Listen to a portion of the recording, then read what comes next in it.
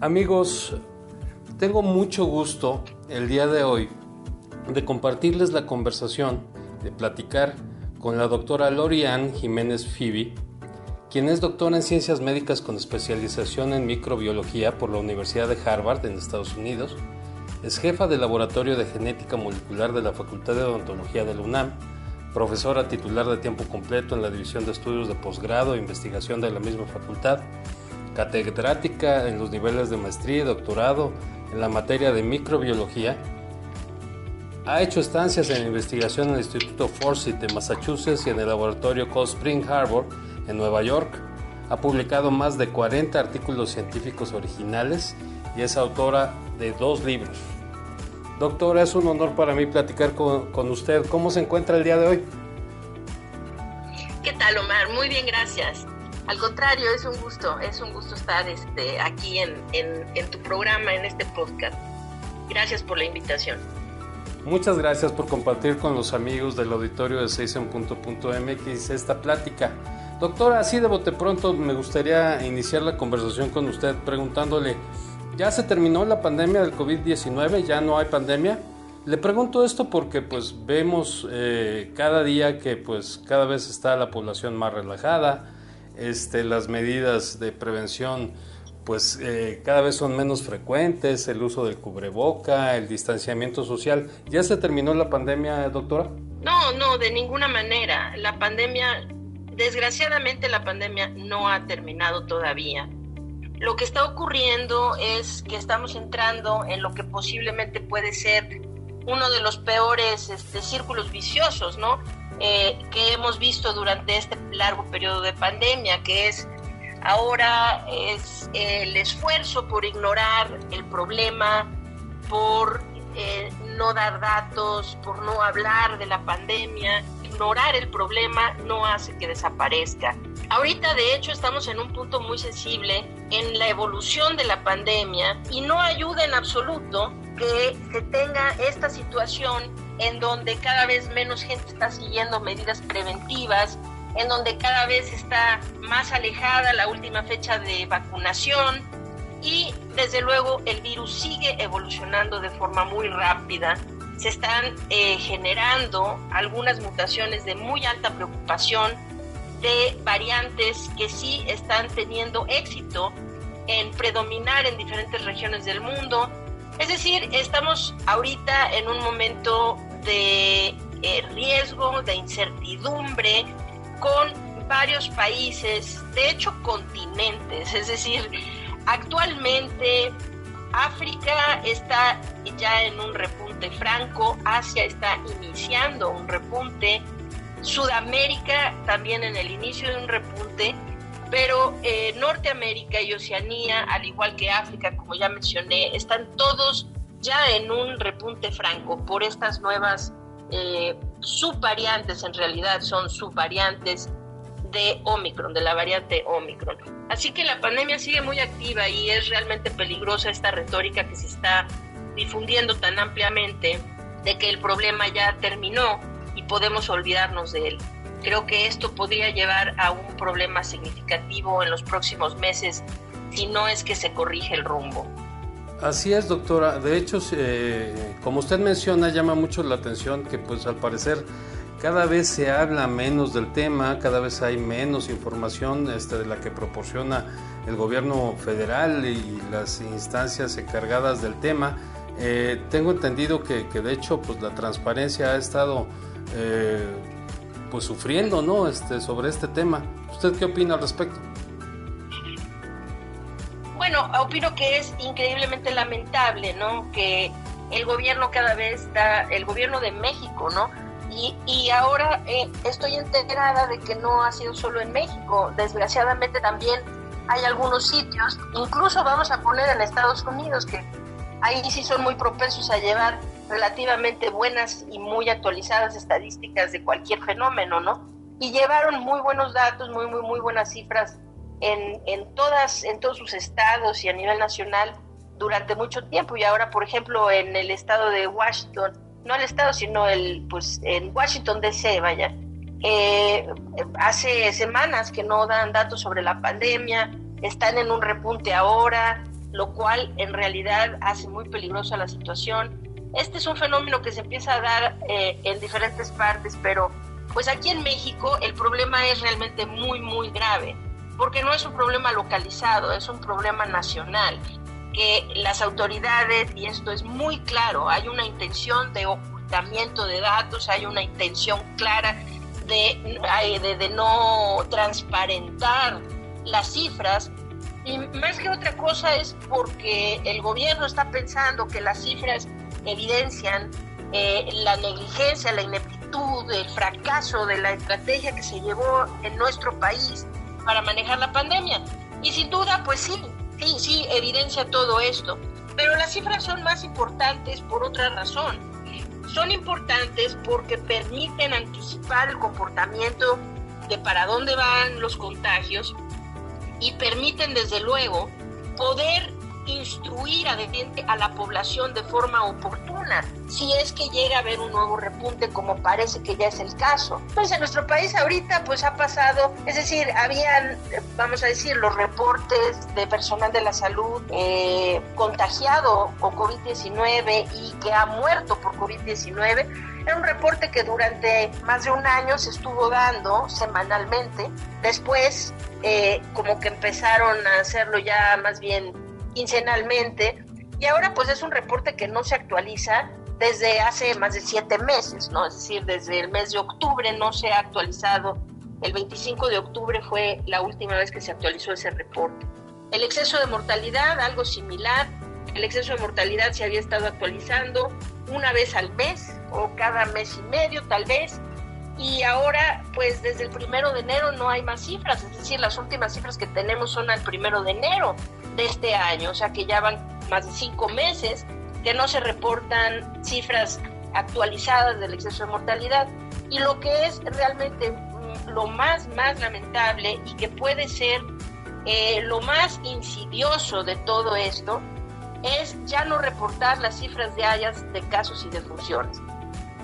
Esto está impidiendo que se pueda tener una estimación adecuada de para dónde se está moviendo la pandemia y qué tipo de advertencias podemos dar a la población, más allá del semáforo epidemiológico, que realmente no sirve para nada ya.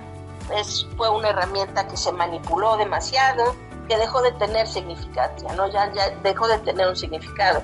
Pero sí, el análisis de los datos ha sido muy importante para que la población esté alerta de lo que viene. Así que, pues sí, es un problema muy grave y en eso estamos ahorita, sin datos, en lo que aparentemente es un repunte. Estamos manejando a ciegas, doctora. Sí, completamente. Vamos navegando a ciegas y sin brújula, ¿no? Es decir, no hay por dónde. Están haciendo datos semanales supuestamente, pero el análisis de estos datos, pues de aquí se puede extraer que ahora estas bases de datos están siendo fuertemente manipuladas. Es decir, cosas que antes no se habían hecho, ahora se están haciendo con estas supuestas bases semanales, ¿no? Es decir, hay muchas cosas que están ocurriendo, que se ve que hay una manipulación clara de los datos, y no solo de los datos, es decir, hay indicadores que vuelven muy preocupante la situación a nivel piso, es decir, a nivel clínica, ¿no? Por ejemplo, los falsos negativos en las pruebas de antígeno están yéndose por el cielo, ¿no? O sea, están subiendo, empezaron a subir radicalmente y algo está pasando, en donde ahora, vamos a decir, un estado como San Luis Potosí tiene más del 22% de falsos negativos en sus pruebas de antígeno. Esto quiere decir que algo cambiaron. Ajá. Algo cambiaron en la toma de muestras, en la forma como están procesando, pero o están simplemente manipulando. Algo está ocurriendo en donde están dando, es decir, más del 22% de falsos negativos. Es escandalosísimo, ¿no? Es un sinsentido, ¿no? Así es, doctora. Bueno, entonces, pues sí. el único sentido que podría hacer este manejo o este ocultamiento, digamos, de datos, de información fidedigna, pues es porque pues los datos, las estimaciones, digamos, serias, pues revelan unas cifras trágicas, ¿no? En marzo de este año apareció un artículo en la revista científica de Lancet, donde estimaba que relacionado a la pandemia de COVID-19 el número de decesos en México podía alcanzar cifras pues que nada que tienen que ver con los números oficiales. Sí, así es. Es decir, el exceso de mortalidad, es que hay una confusión muy grande en la población con el asunto del exceso de mortalidad. Necesitamos ser muy claros en este sentido. El exceso de mortalidad no es una cifra que se haya ocultado, es decir, sabemos el exceso de mortalidad y es una cifra que se da oficialmente. La ha dado en documentos oficiales el INEGI y la ha dado en documentos oficiales el Gobierno de México a través de la Secretaría de Salud y del Instituto Nacional de Salud Pública. Entonces, sí, ahora el detalle es que no actualizan, ¿no? O sea, ahí hay un problema.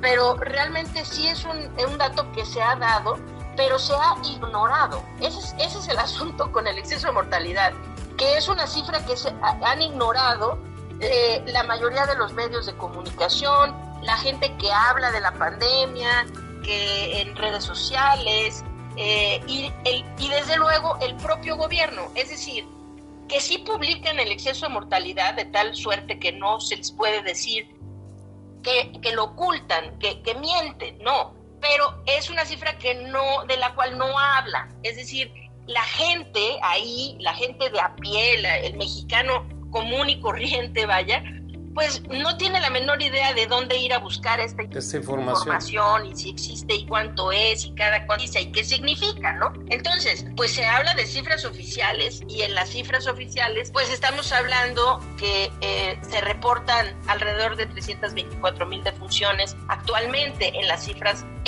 oficiales de la pandemia, vamos a decir, de las cifras oficiales de decesos que la Secretaría de Salud reporta, ¿no? En el exceso de mortalidad al 1 de enero, la última cifra que proporcionó también el Gobierno de México fue de 671,727 defunciones. Ahora, esto sí discrepa ligeramente con otras publicaciones, pero realmente puede ser consecuencia solo de un desfasamiento. Vamos a decir, la Organización Mundial de la Salud reportó hace un par de semanas cifras a nivel mundial de exceso de mortalidad y maneja una cifra ligeramente menor a la que el Gobierno de México está reportando.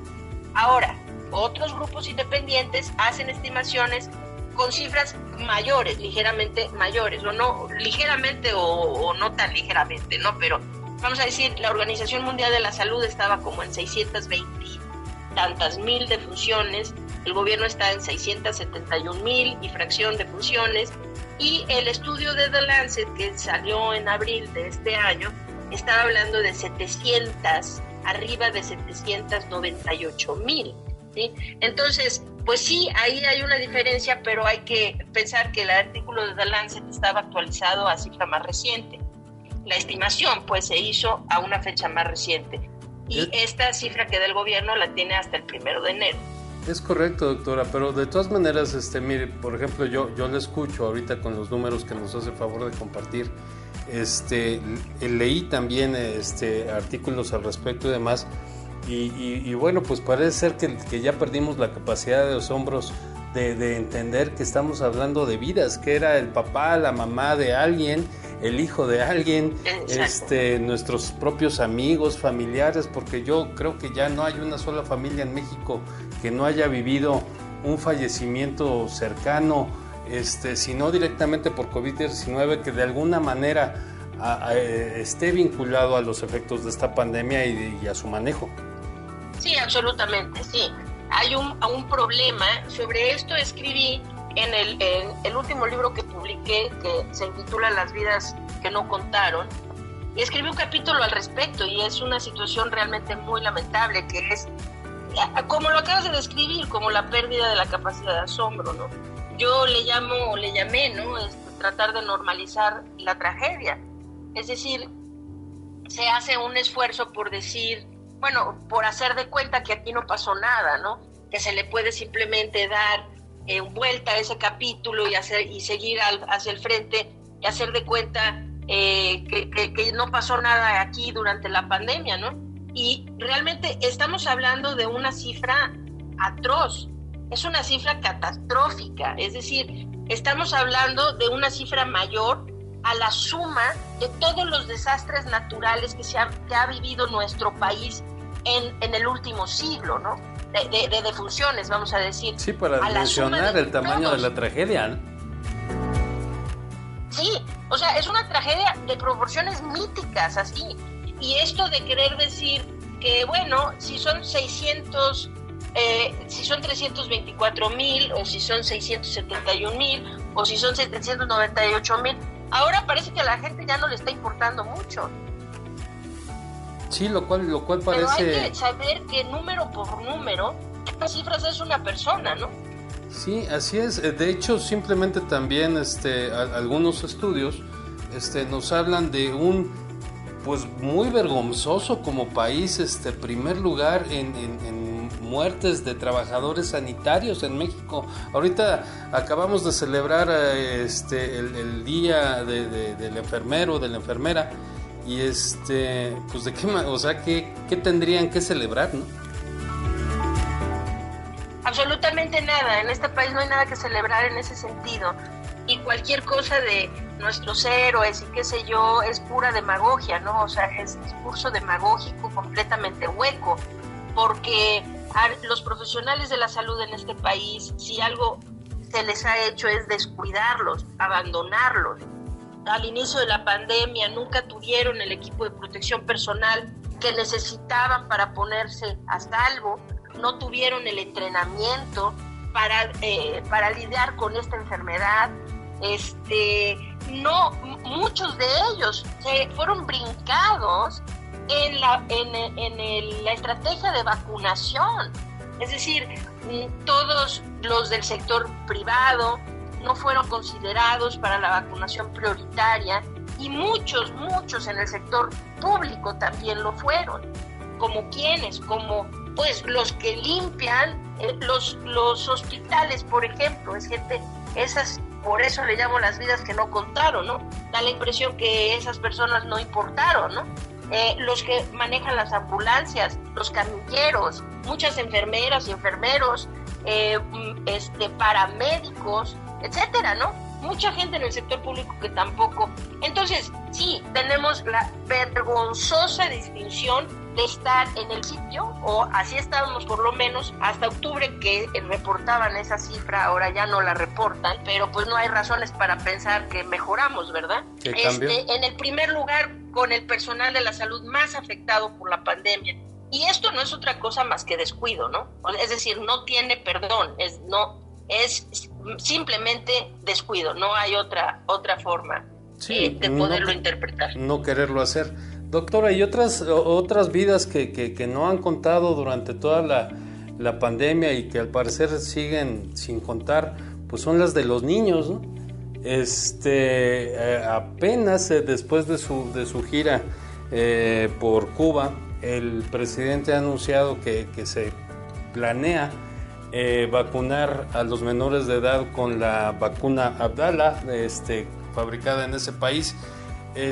Inclusive ahorita que hablábamos de no tomar en cuenta al personal de salud de nuestro país, pues inclusive también se le está haciendo a un lado con esta contratación de pretensión de contratar 500 médicos cubanos, y es que ya no están contratados, los cuales pues solamente habría que confiar en su experiencia, ¿no? Y en su capacidad.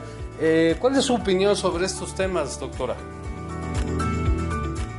Bueno, creo que una de las cosas más, sin duda más vergonzosas, uno de los capítulos más vergonzosos en el manejo de la pandemia en nuestro país ha sido estos dos temas que acabamos de tocar. Uno, el trato que se le ha dado a los profesionales de la salud, y dos, el trato que se le ha dado a los menores de edad. Sin duda, han sido dos capítulos completamente vergonzosos. El no haber protegido a los menores de edad ha cobrado vidas. Es decir, muerto menores de edad que pudieron haber sido protegidos a través de la vacunación y no lo fueron por simple arbitrariedad del gobierno mexicano. Y murieron menores de edad que de otra manera, habiendo estado protegidos, inmunizados, no hubieran muerto. Han muerto menores de edad porque se ha tenido la necedad de regresar las escuelas a modalidad presencial sin haberlas acondicionado adecuadamente para controlar los contagios dentro de los planteles. Entonces, muchas escuelas privadas, desde luego, han hecho un excelente trabajo en este sentido. Conozco varias que pues sí, hay que ponerse de pie y aplaudir, que tienen, por ejemplo, monitores de CO2 en cada aula, que tienen filtros EPA en cada aula, cada oficina, cada espacio cerrado, que han analizado la situación de ventilación para que se optimizara, exigen el uso de cubrebocas a todo el personal, al alumnado, etcétera, y hacen algún tipo de vigilancia semanal de los contagios. Los planteles privados que hacen esto, pues de hecho pues han podido regresar de forma muy muy segura a clases presenciales.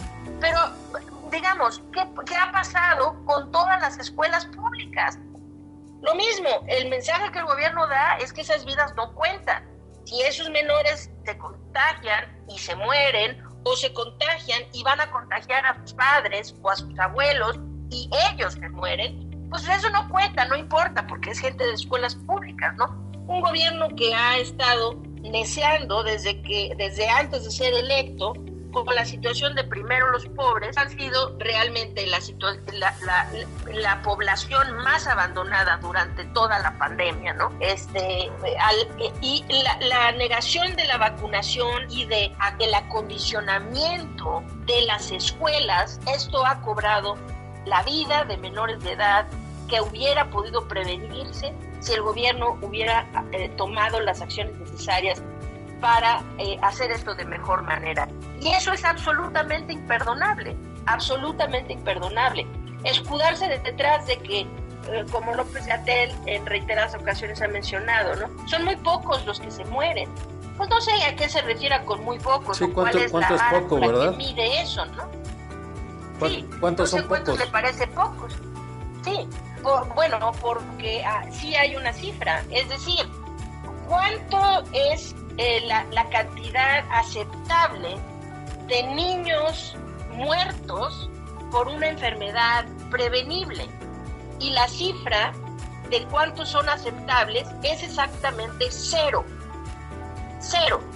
Esa claro. Es la cifra aceptable, ¿no? Por supuesto. Y entonces decir es que son pocos, bueno, estamos hablando ya en el exceso de mortalidad de arriba de 2.600 niños fallecidos, menores de edad fallecidos.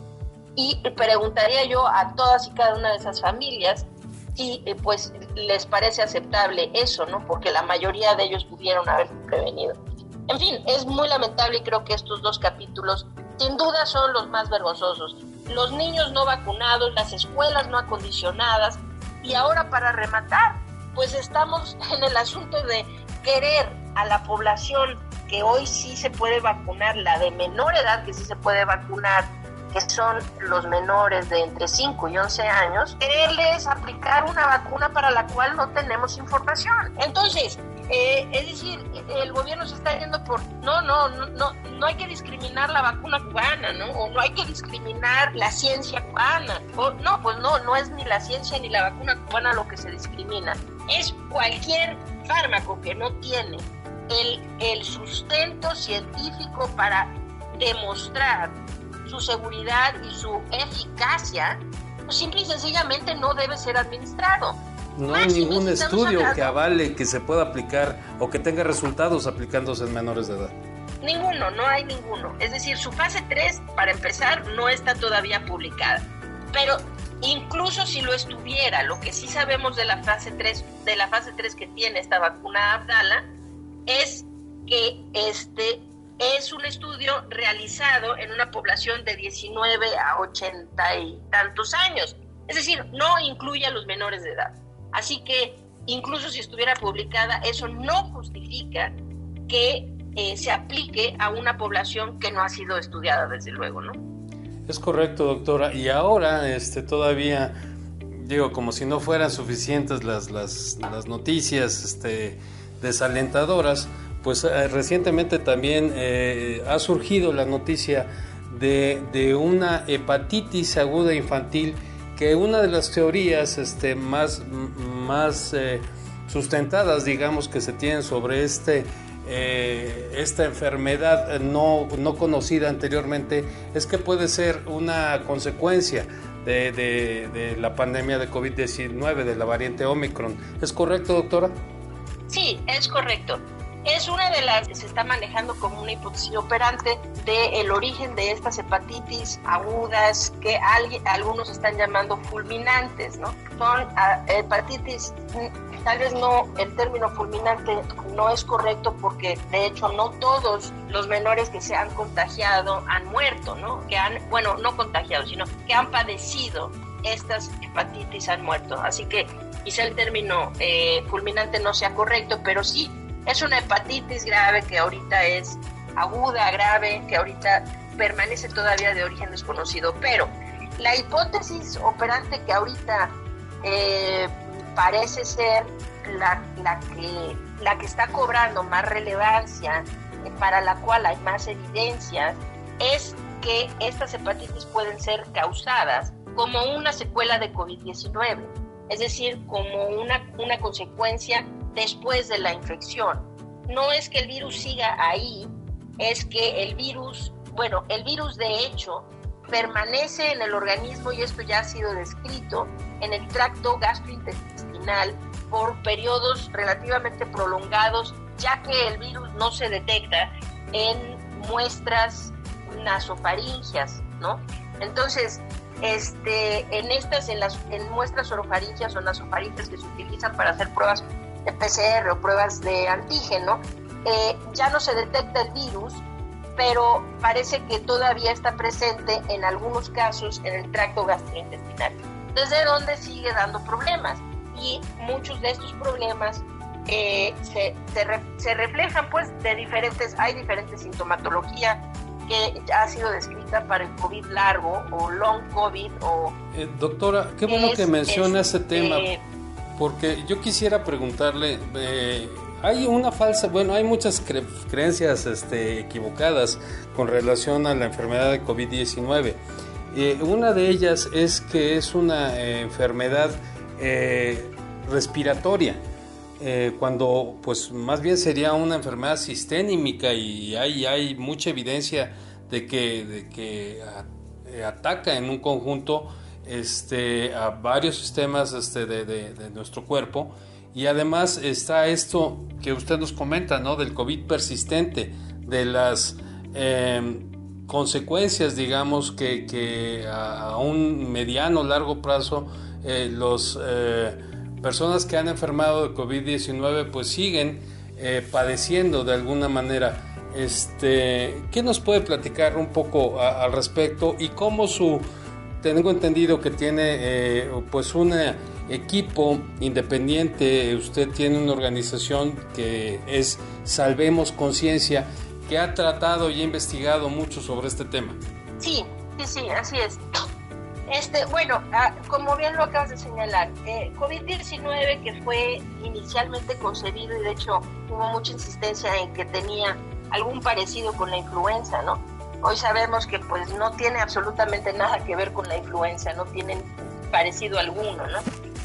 COVID-19 es mucho más que solo una enfermedad respiratoria.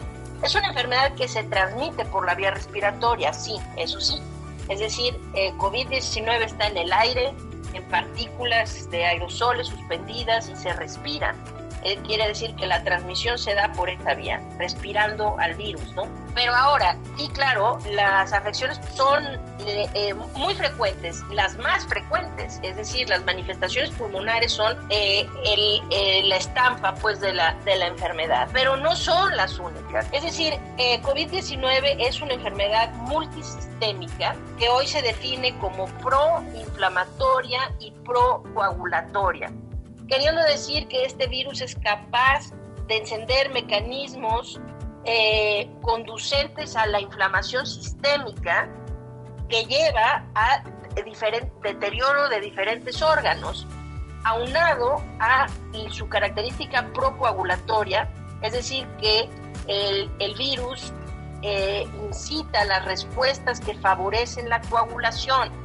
Y entonces estos se sabe, por ejemplo, se supo desde muy temprano en la pandemia, por autopsias que se hicieron en Europa, durante el primer año de la pandemia, que muchos de los fallecidos por COVID-19 tenían una serie de microembolias cerebrales, es decir, que había una afección cerebral importante, que claro, las personas murieron por deterioro pulmonar, ¿no? Por problemas respiratorios, pero finalmente tenían estas afecciones que podían verse en ocasiones también en otros órganos, como en el hígado, en el páncreas, en los riñones, etcétera, ¿no? Ahora pues hemos ido evolucionando ya, avanzando en el conocimiento, y hoy es muy claro que COVID-19 es una enfermedad que todavía no terminamos de entender del todo.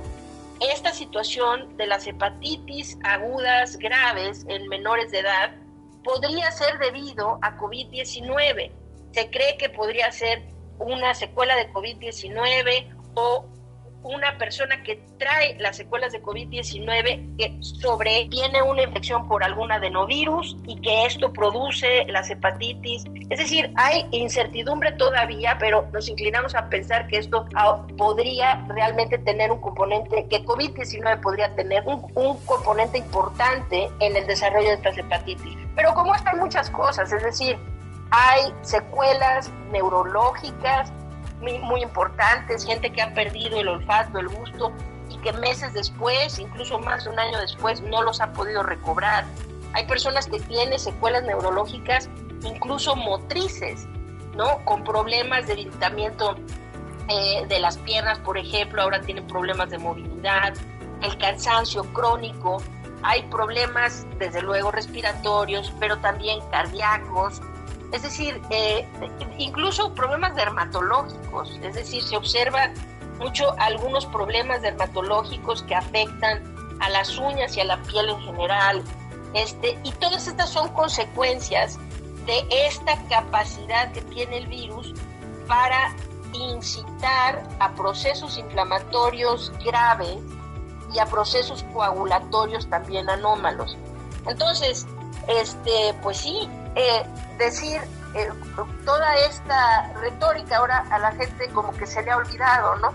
Como gente como López-Gatell y otros estuvieron duro y dale con la inmunidad de rebaño, ¿no? Es decir, dejar a la gente infectar, y sobre todo a los niños, porque según decía, pues es que no muchos se mueren, ¿no? Pero el problema no es solamente que se mueran de COVID cuando están infectados, el problema es que infecten a otros, que queden con secuelas ellos, es decir, que sean además un foco que sí, doctora, propicie la continua propagación del virus, etc. Sí, doctora. Entonces, pues sí, así la situación. Una pregunta que me gustaría hacerle sobre lo que usted nos comenta ahorita de las afectaciones neurológicas que puede tener la enfermedad.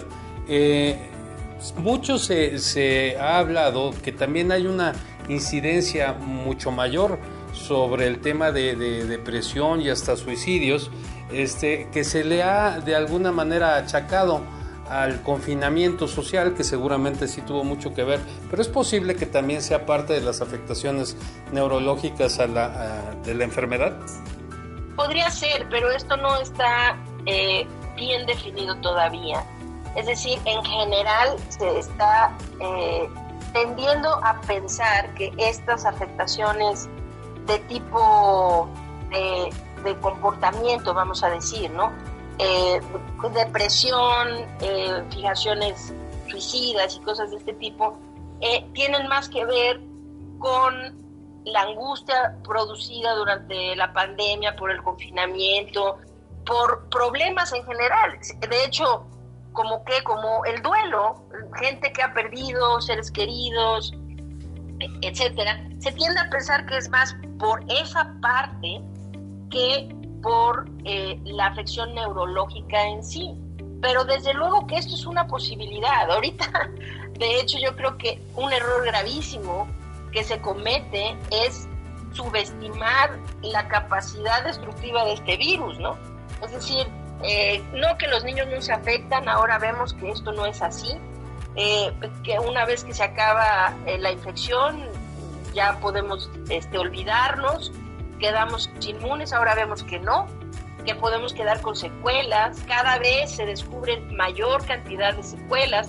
Así que no me parecería asombroso que realmente en un tiempo razonablemente corto se pudiera tener alguna luz en este sentido, de si estas depresiones y demás son debidas no solamente a los problemas, vamos a decir, que todos tuvimos de confinamiento y de angustia y qué sé yo por la pandemia, sino realmente derivadas de una afectación neurológica en sí, ¿no?